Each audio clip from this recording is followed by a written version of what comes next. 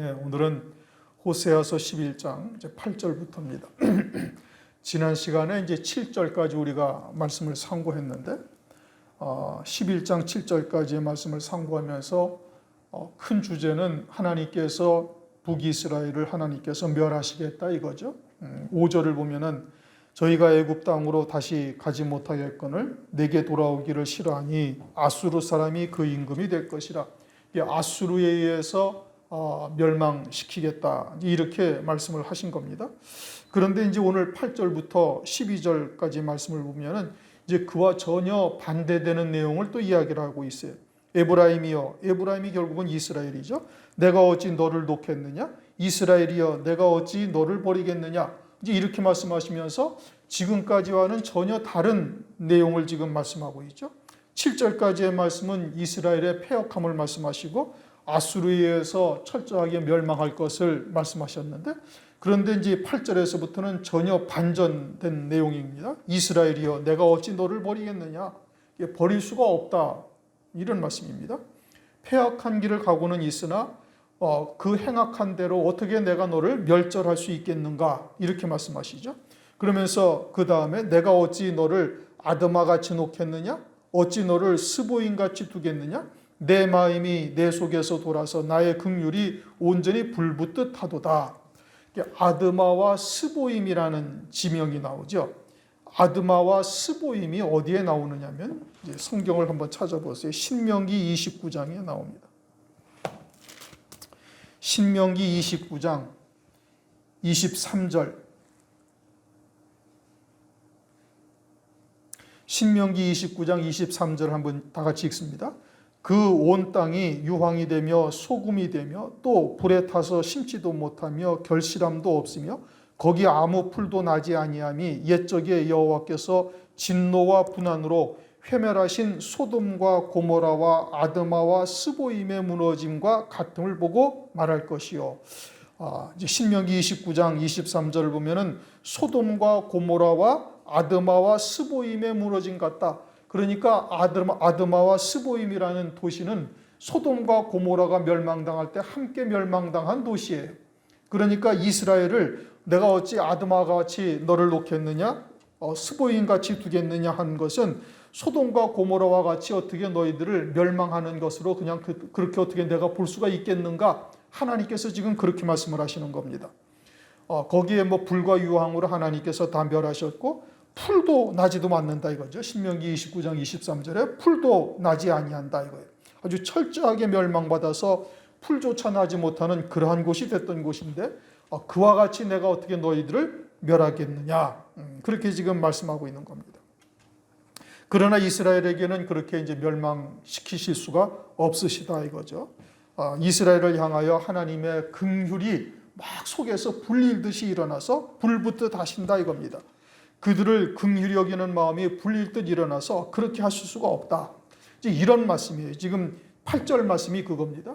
그런데 지금 7절까지의 말씀은 뭐라고 말씀하셨어요? 이스라엘의 패역하기가 그지없어서 이제는 더 이상 두고 볼 수가 없어서 아수르를 통해 가지고 이스라엘을 철저히 진멸하시겠다 이렇게 말씀하셨단 말이에요. 그런데 지금 8절부터는 전혀 그와 반대되는 말씀을 하고 있어요. 그러면 하나님께서는 이랬다 저랬다 그렇게 하시는 분이야. 조금 전에는 아주 철저히 진멸하겠다고 심판하시겠다고 이렇게 말씀하셨다가 이제는 다시 또 이스라엘과 에브라임을 구원하시겠다라고 이렇게 말씀하시느냐. 또 그것이 아니라면은 죄 지으면 하나님께서 심판하시고 회개하면 용서하신다는 그러한 내용인가? 그러한 것도 아닙니다. 하나님은 사람의 행동에 의해서 좌우되시는 분은 아니죠. 하나님은 모든 만유의 주권자가 되시고 하나님의 기쁘신 뜻을 따라서 구원을 이루어 가시는 것이지 사람이 잘하고 못하고 이런 것에 의해서 구원이 좌우되는 것은 절대 아닌 겁니다. 하나님의 정하신 뜻을 이루어 가시는 것이죠.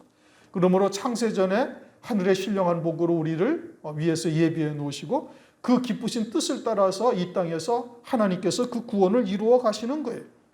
그러니까 그 예정하신 대로 사람의 패역함에도 불구하고 그러한 하나님의 구원의 뜻을 이루어 가시는 것이죠. 전능하신 하나님께서는 하나님의 이름을 위하여 그와 같이 구원을 이루어 가십니다. 이사야서 48장 11절 내가 나를 위하여 이를 이룰 것이라. 어찌 내 이름을 욕되게 하리요 내 영광을 다른 자에게 주지 아니하리라. 그리고 또 에레미야 10장 23절 여호와여 내가 알거니와 인생의 길이 자기에게 있지 아니하니 걸음을 지도함이 걷는 자에게 있지 아니하나이다. 잠언서 20장 24절 사람의 걸음은 여호와께로 말미암나니 사람이 어찌 자기 길을 알 수 있으랴. 그러니까 사람이 걸어가는 그 길도 자기의 의지로 가는 것이 아니라 하나님의 기쁘신 뜻을 따라서 하나님의 섭리를 따라서 걸어가는 것이죠. 그러니까 우리의 모든 구원은 하나님의 은혜로 하나님의 기쁘신 뜻을 따라서 이루어 가시는 겁니다. 그러니 이스라엘이 패역함에도 그 가운데 긍휼을 입는 자들이 있음을 말씀하는 것이고 은혜로 택하심을 입은 자들에게 하나님께서 이와 같은 구원을 이루어 가신다는 거예요. 패역한 이스라엘은 하나님께서 반드시 심판하십니다. 아수르에 의해서 침략을 받고 멸망을 당하죠. 그리고 포로가 되어 잡혀가고 후에 바벨론으로 그대로 이어지는 겁니다. 그러나 그들 중에 하나님께서 남은 자들을 두시는 거예요. 그와 같은 포로 생활의 지난한 기간 동안에 하나님께서 긍휼을 베풀어 주셔서 그들에게 남은 자를 두셔가지고 올곧은 신앙으로 그들을 세우시고 그들을 통해서 하나님의 뜻을 이루어 가시는 겁니다. 후에 유다가 멸망하여 포로 생활을 하고 난 뒤에 그 포로 생활 가운데 그들을 정결하게 하셔서 바벨론에서 예루살렘으로 돌아오게 하시고 성전을 짓게 하시는 것과 똑같은 것이죠. 죄를 지은 것에 대해서는 하나님께서 그대로 치리를 하시는 겁니다. 공의의 하나님이시죠. 우리가 죄 지은 것을 회개한다 해서 그대로 덮어버리는 것은 아닙니다. 죄의 값은 치러야 되는 것이고 그 패역함에 대해서는 하나님께서 아주 공의로운 심판을 하셔요. 그러나 하나님은 언약하신 대로 또한 하나님께서는 이루어 가시는 겁니다. 그것을 하나님께서 택하신 자, 은혜를 입어 택하심을 입은 남은 자들을 통해서 하나님께서 이루어 가시는 거예요. 우선 이제 이 말씀을 왜 어떻게 그렇게 볼 수가 있는가 하면은 9절 하반절을 보면은 이는 내가 사람이 아니요 하나님임이라 나는 네 가운데 거하는 거룩한 자니라고 말씀하시면서 이제까지 말씀하셨던 앞전과는 전혀 다른 내용으로 지금 하나님이 그들 가운데 거하고 계시다라고 지금 말씀하고 있죠. 하나님이 그들 가운데 거하고 계시다라는 것은 하나님의 이름을 그들 가운데 두신 자들이 있다는 얘기고 그것은 하나님의 뜻을 다시 말하면 하나님의 거룩한 뜻이 무엇인지를 깨닫고 그들이 그와 같은 포로 생활 가운데 또는 고난 가운데서 정결함을 입고 바른 신앙을 가진 자들로 세워지고 있음을 말씀하고 있는 겁니다. 그것을 성경에서는 남은 자라고 이렇게 말씀하시죠. 이사야서 37장 32절 이는 남은 자가 예루살렘에서 나오며 피하는 자가 시온에서 나올 것임이라 만군의 여호와의 열심히 이를 이루시리라. 로마서 11장 5절에서도 그처럼 택하심을 따라 남은 자가 있음을 말씀하고 있지 않습니까?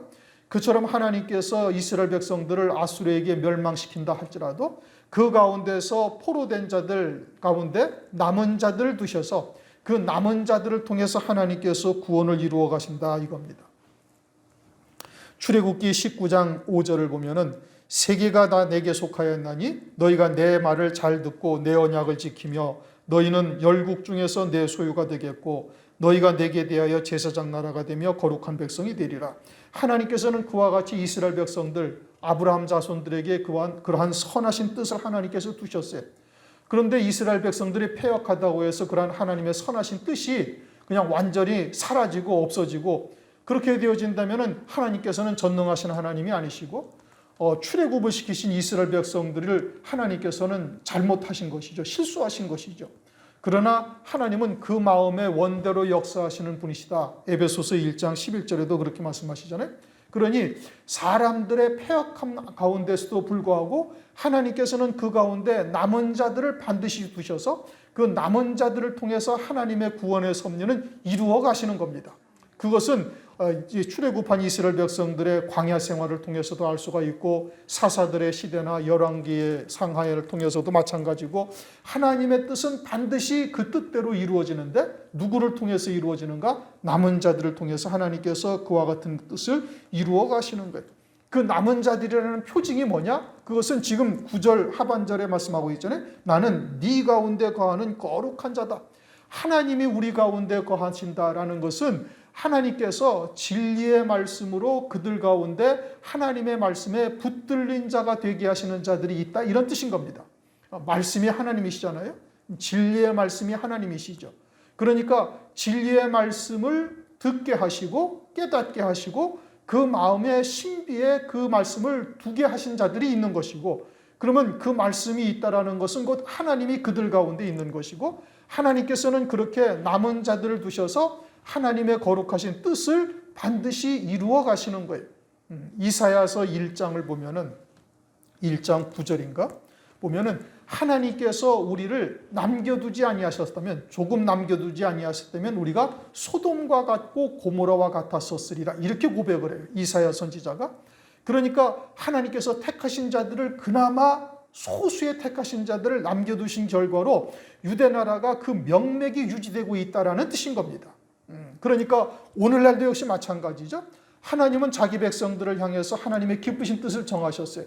그러나 오늘날도 역시 마찬가지로 바벨화되어졌고, 다시 말하면 하나님의 말씀이 혼잡되어지고 사람의 계명으로 변질되고, 마지막 때가 노아의 때와 같다, 롯의 때와 같다라고 말씀하고 계시잖아요. 그런데 그렇게 되어지는 사람들의 패역함을 보고서 하나님께서 어떻게 하실 것인가?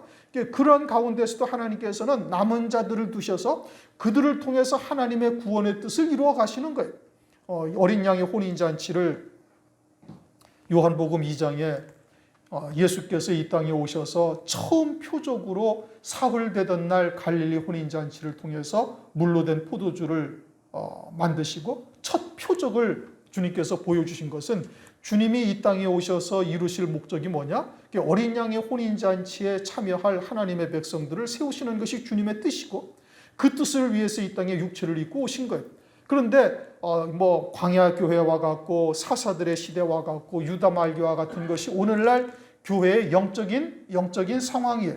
그럼에도 불구하고 하나님께서는 그 기쁘신 뜻을 이루어 가시는데, 어떻게 이루어 가시는가? 남은 자들을 통해서 하나님께서 이루어 가시는 거예요.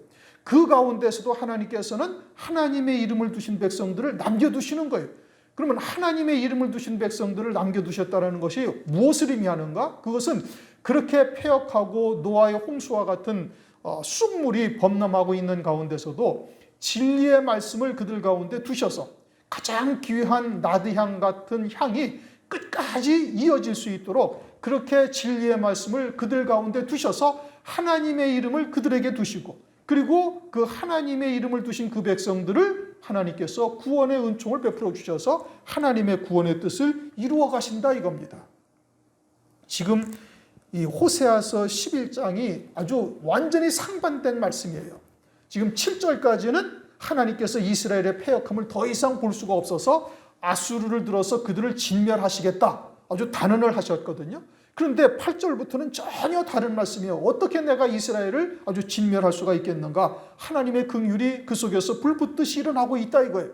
그럼 어떻게 하나님께서는 금방 심판하시겠다고 말씀하셨다가 또 하나님의 긍휼이 이렇게 불붙듯 일어난다고 왜 말씀하시는가? 그것은 하나님의 이름을 두신 백성이 그 가운데 남아있기 때문이고, 그 하나님의 이름을 두신 그 백성들은 누구냐? 그것은 하나님의 뜻, 다시 말하면 진리가 무엇인지를 그들로 하여금 깨닫게 하셔서 하나님의 말씀을 우리가 듣고 깨닫는다는 것은 우리의 지식이나 우리의 의지로 노력으로 할 수 있는 것이 아니잖아요. 그것은 성령께서 우리에게 깨닫게 하지 아니하시면 깨달을 수가 없는 거예요. 어떻게 하나님 나라에서, 영원한 하나님의 나라에서 이루시는 구원의 세계를 이 3차원의 세계에서, 그것도 죄 있는 육체를 입고 있는 우리들이 그 세계를 어떻게 알 수가 있어요? 그건 도저히 불가능한 거예요.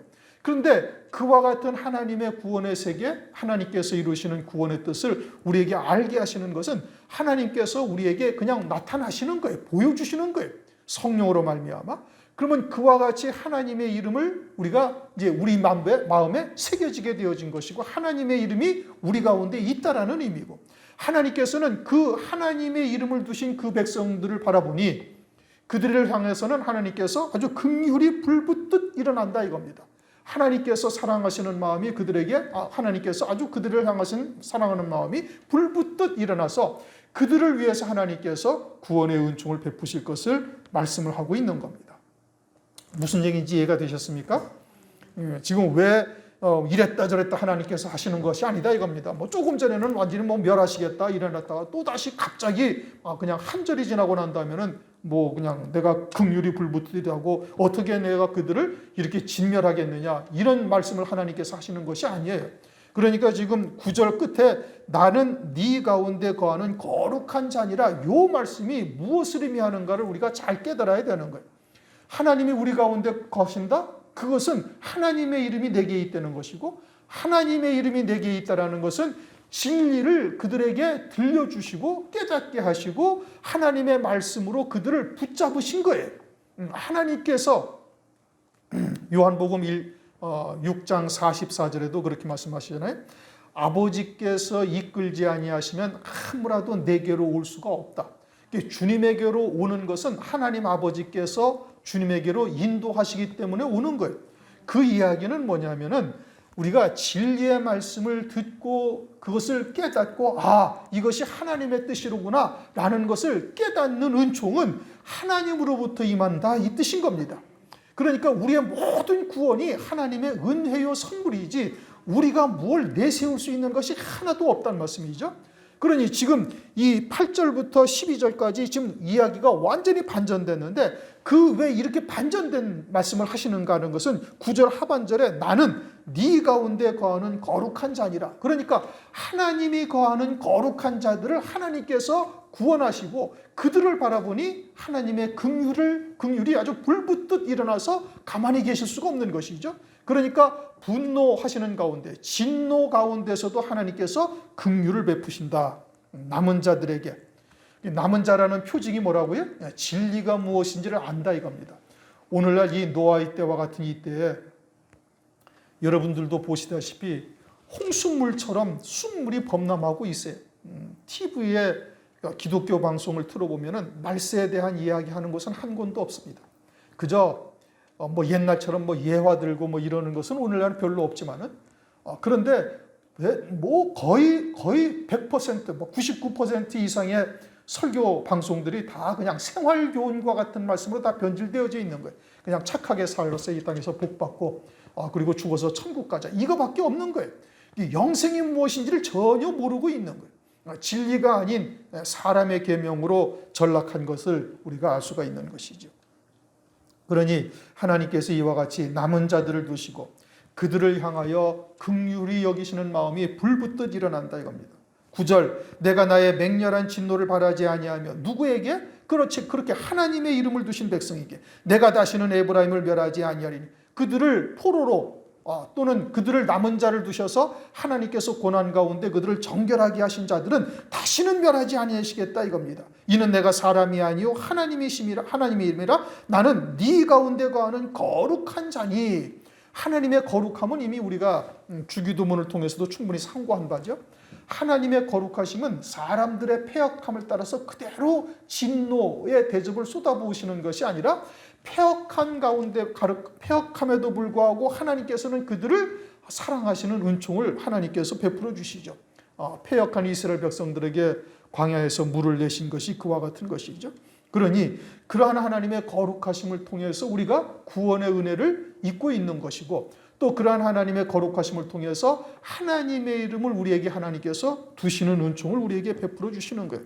그래서 이는 내가 사람이 아니요 하나님이라 나는 네 가운데 거하는 거룩한 자니. 네 가운데 거하는 거룩한 자라는 것은 하나님의 이름을 우리 가운데 두셨다는 뜻이고 지금까지 설명드린 것처럼 하나님의 이름을 그들 가운데 두셨다. 그것은 하나님의 말씀, 진리가 무엇인지를 그들로 하여금 깨닫게 하시고 그 하나님의 말씀으로 그들을 붙들고 계시는 거예요.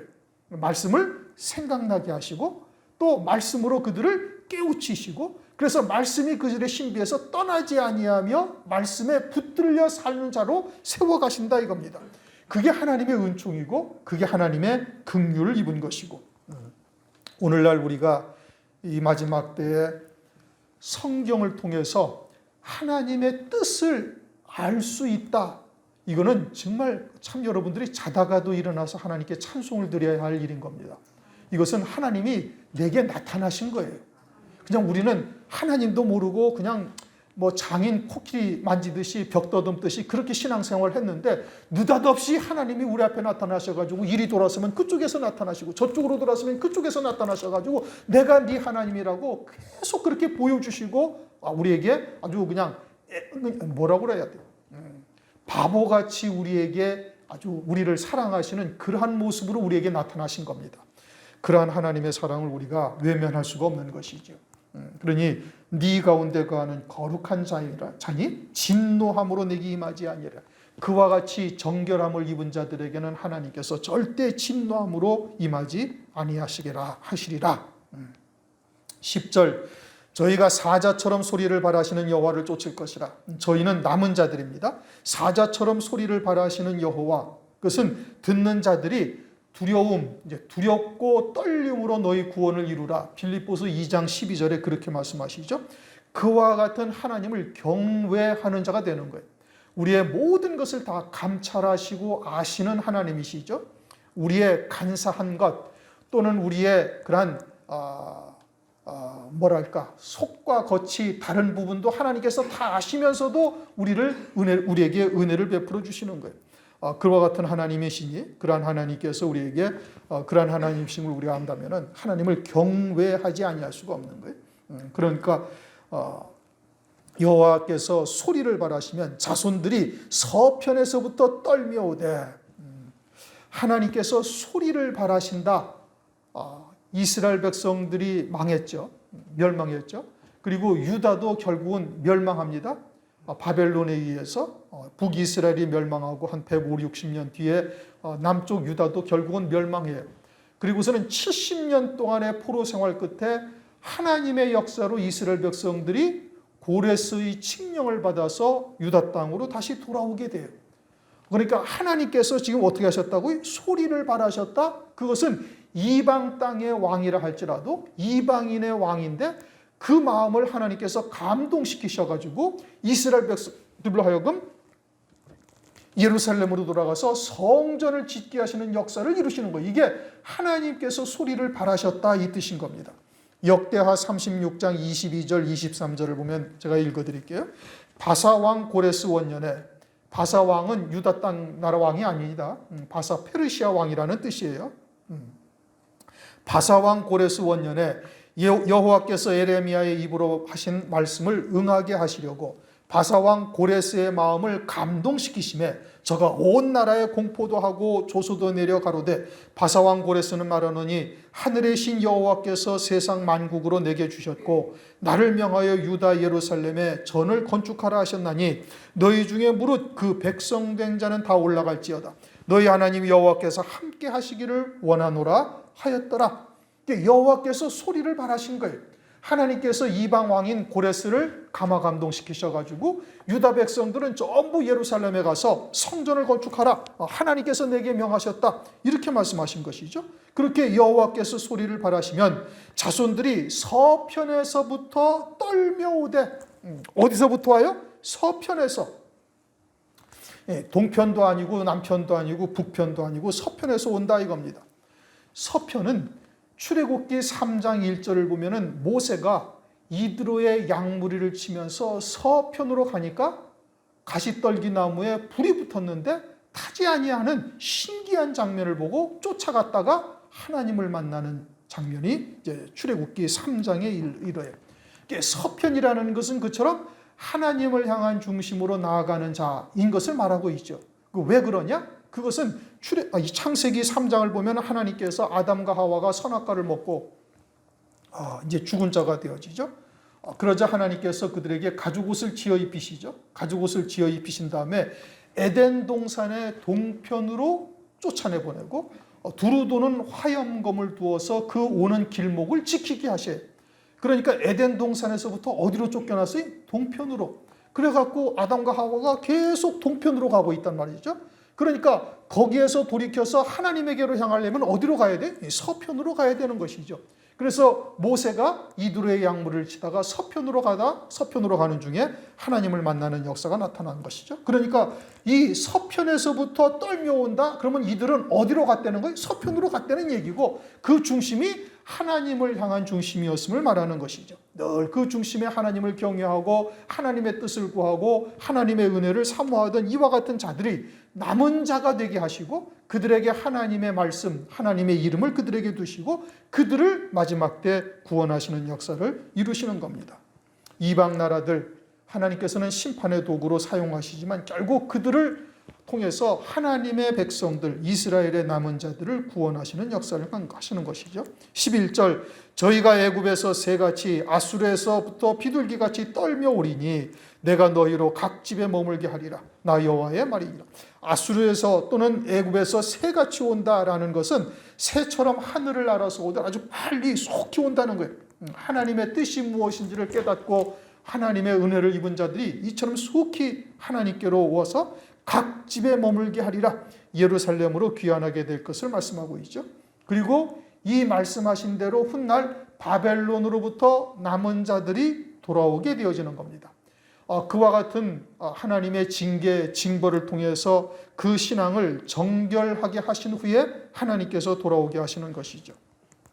장차 환난을 통해서 한때, 두때, 반때를 통해 순교의 제물이 되게 하시잖아요.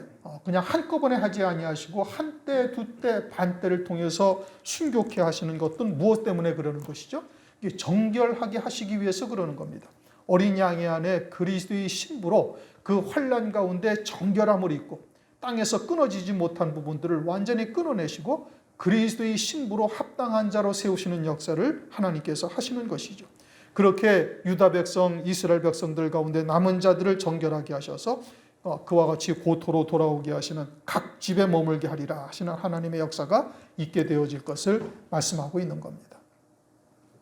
12절, 에브라임은 거짓으로 이스라엘 족속은 괴휼로 나를 애워쌌고 유다는 하나님 곧 신실하시고 거룩하신 자에게 대하여 정함이 없도다. 에브라임이나 이스라엘은 같은 족속이죠. 북이스라엘입니다. 그들은 애초부터 예루살렘 성전으로 가지 아니하고 금송아지를 베델과 단에다가 만들어 놓고 섬기죠. 이미 우리가 여러 차례 상고한 것처럼 보통 사람으로 제사장을 삼아요. 하나님으로부터 소명받지 아니한 자가 이제 하나님의 종이 되는 것이고, 사람의 계명으로 하나님의 절기를 사람의 절기로 바꾸어 버려요. 그러니까 처음부터 거짓말로 사는 겁니다. 진리가 아닌 거짓으로 시작해서 거짓으로 계속 치닫고 있는 것이죠. 그러니까 자신들은 하나님을 부르고 하나님을 섬긴다고 제사와 예물을 드리고 있지만 사실은 하나님께서는 한 번도 받으실 수가 없는 이와 같은 거짓과 괴휼로 하나님을 애워쌌다. 이스라엘 족속은 거짓으로, 또 이스라엘 족속은 괴휼로 나를 애워쌌고, 그것이 이제 거짓과 괴휼로 하나님을 애워쌌다는 얘기예요. 그 다음에 유다는 하나님 곧 신실하시고 거룩하신 자에게 대하여 정함이 없도다.